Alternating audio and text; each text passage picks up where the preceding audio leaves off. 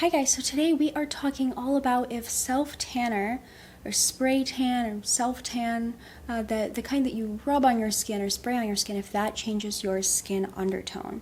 So the answer to your question is yes. It does change your skin undertone. And if you are completely new here, you don't know what's going on, I have all kinds of videos. I'll leave some links down below to stuff to get you started. And if you are new or old and you are confused about your skin undertone, I offer color typing through my website, and I'll leave a link to how you can book that down below. Okay, so let's get into this.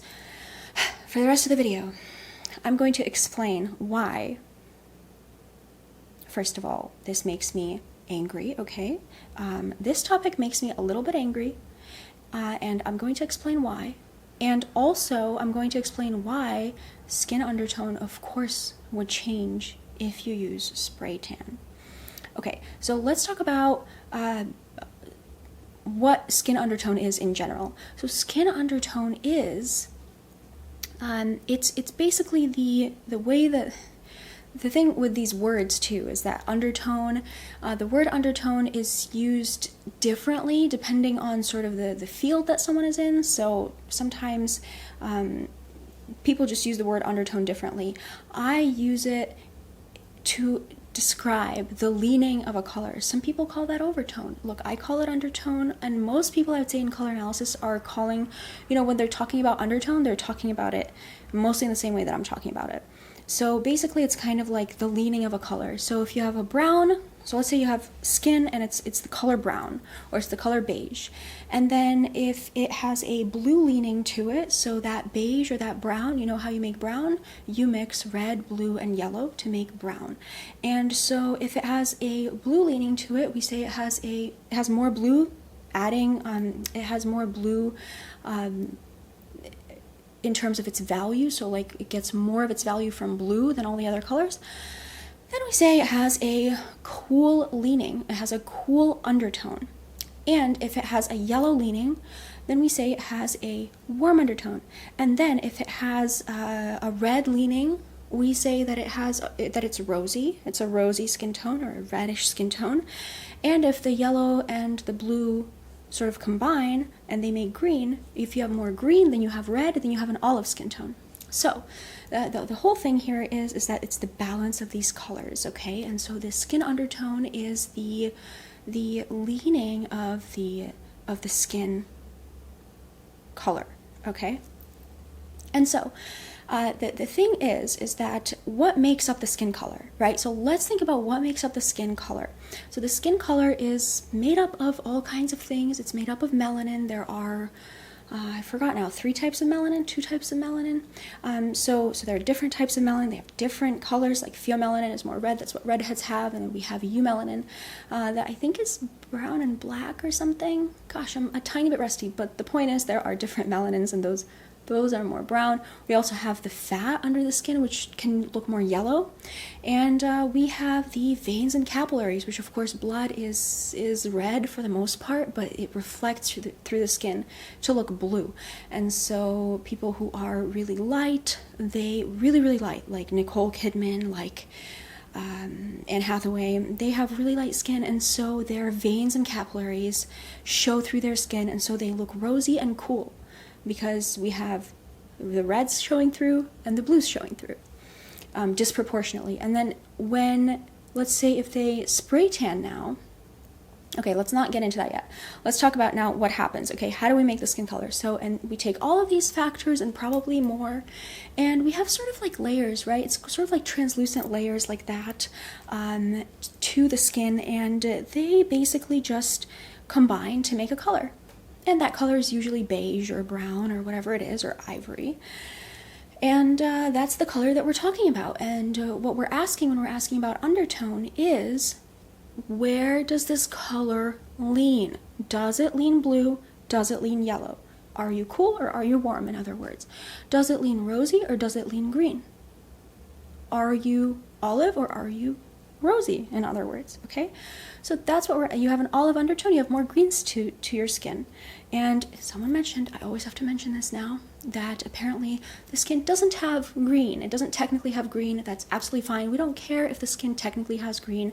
The point is that it does have a combination of pigments that cause for it to have some balance of green to it. Otherwise it would be red, which is the complement of green. So skin does have green to it, but that's because it's mixing the blue and the yellow, not because there's actually green pigment. And that's apparently why green screens are a thing, because green screens are, you know, the skin doesn't have any green to it, so we can actually stand out. So I was told that. So anyway, the point is, it does not matter, okay? It doesn't matter. What matters is that if you have a green leaning for whatever reason, either if it's made out of blue or yellow, you're olive, okay? And you have an olive undertone. And olive, by the way, now that we're talking about this, can either be cool or warm. And rosy can be cool or warm. Okay, so I have a ton of videos on olive and stuff like that. You can take a look at them on my channel. Okay, so all of these things, all these layers to the skin are coming together and they're forming a color, and the mass tone or the overtone, depending on which word you want to use, the actual color of the skin is beige or brown or ivory. And the leaning of the skin is blue or yellow, or, you know, it can also, there's also the other axis of the leanings, okay? So that's what's going to determine your undertone. So the situation here, okay, is why, now that we've thought about this, okay, what happens when you take a translucent color and you spray it onto, you know, you have your layers of the skin that all combine to make the color. That's, let's say you have ivory skin, you know, that's why you're spray tanning. So you spray tan your ivory skin with a different color. So that's like adding another filter on top of your skin. And you spray tan it evenly everywhere, hopefully. And now you have a new color, okay? It's an additional color. It's completely different from your skin color, has nothing to do with your skin color, but now you have artificially changed your skin color. And since the skin undertone is simply a leaning of the skin color, that spray that you spray tan, right? It could be a warm spray tan, or it could be a cool spray tan, and it has nothing to do with your skin tone and what you sprayed it on, especially if you're ivory. I mean, if you're ivory, you don't have that much pigment to really compete with the spray tan. You're probably going to be a lot deeper right after you spray tan.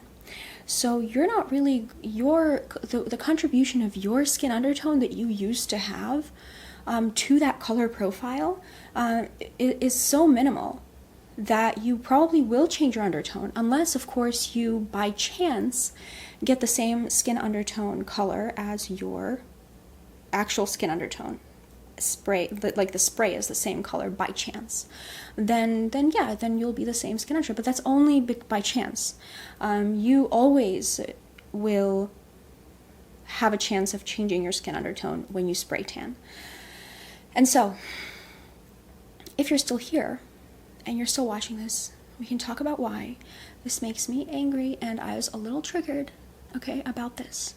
Because all of this question comes from this idea that I hear around from, I mean, I wish they were little birds, but they're not little birds, okay?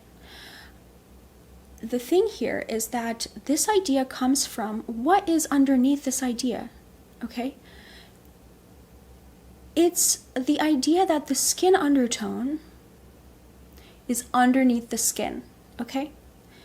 This makes me very angry because this is really, I mean, I hear reputable color analysts saying this stuff, and I have to say, I have to talk about it because this is not true at all.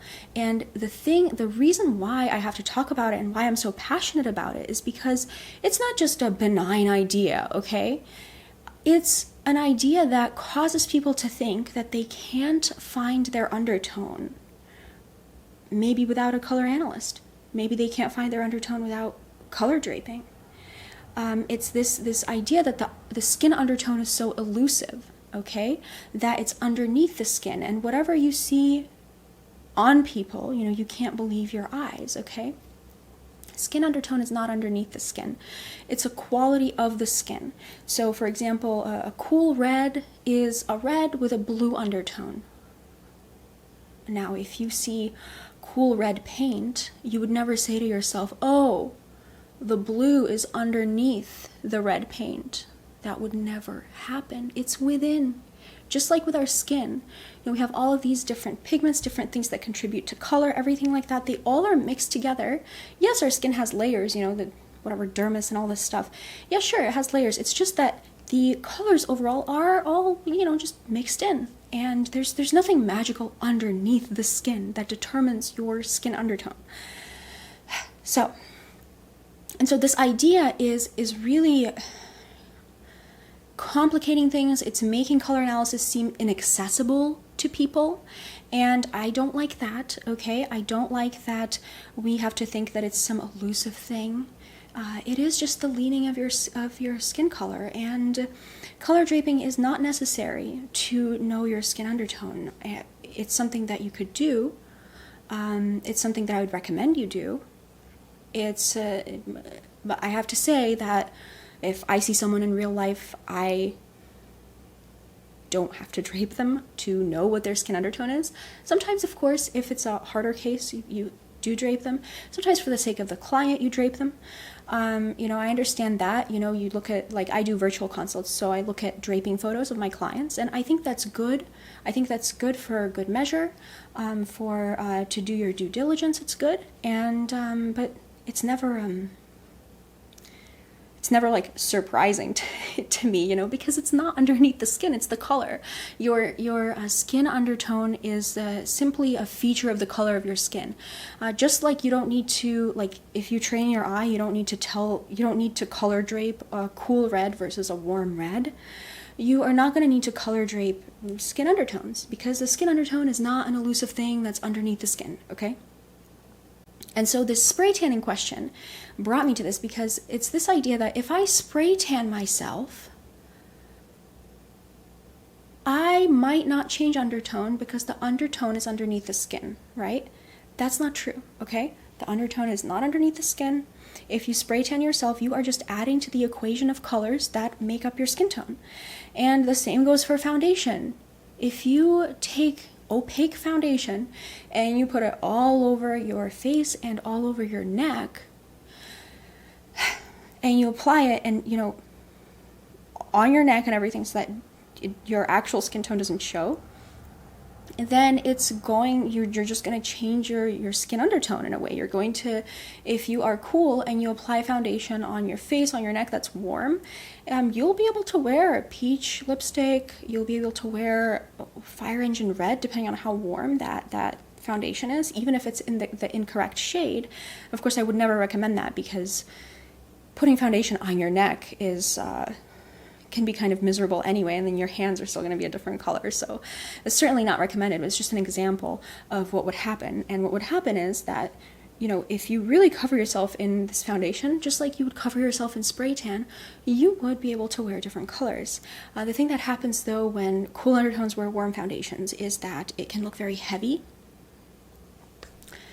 And it can look very heavy because their neck is still cool, okay? And warm colors on a cool person tend to look heavy.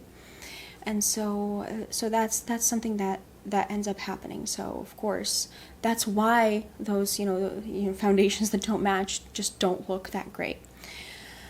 So the skin undertone can change based on, it can even change, in certain cases, it can even change if you tan naturally, if you tan in a tanning bed. It can change because for really, really light people, like I talked about earlier, their skin undertone is not really, the main contributor to their skin undertone is not their melanin. It is the fat that they have underneath their skin, and it's also the veins and capillaries showing through. So if those are your main contributors, and then you make a drastic change like, oh, now you went to a tanning bed and you have a ton more melanin, then that melanin might overpower whatever that subtle effect, because remember, like, this is a very light skin tone, so there isn't much pigment in general, there isn't much color in general, so a little drop of a different pigment is going to make the skin look a different color. But if you are even just not Nicole Kidman, not Anne Hathaway, like if you're just not Zooey Deschanel, if you're even moderate, like even, you know, Alexis Bledel, I would say, has enough pigment to already have her melanin be sort of taking the main role of the skin undertone. So it is kind of, it's a combination, but it's also, you know, if Alexis Bledel went to a tanning bed, I would expect that she would still come out cool and delicate. Alexis Bledel is cool and delicate. I wouldn't expect for her to change. So you have to be really light for your skin undertone to change with getting a natural tan. And of course, you don't have to be really light to have your skin undertone change with a spray tan. You can be whatever color, and if you get enough of that spray tan on there, or if you get enough of a different pigment onto your skin, that is going to change the color profile of your skin. You're going to also potentially change your undertone. You might not, but that'll be by chance that you won't, or by trying to match it so that it matches your skin undertone, because that would be a pain if you got all of your clothes for your skin undertone and then you spray tanned, and then, you know, now you have a different skin undertone, your clothes don't, your makeup doesn't, your lip colors don't even match anymore, like everything doesn't match. So you might be interested in trying to match your cool, warm profile. So I think I've talked enough about this. If you're still confused, yeah, I offer consults through my website, and if you have any comments on all of this, if you somewhat enjoyed watching this, then leave me a comment, and I will talk to you next time. Okay, bye.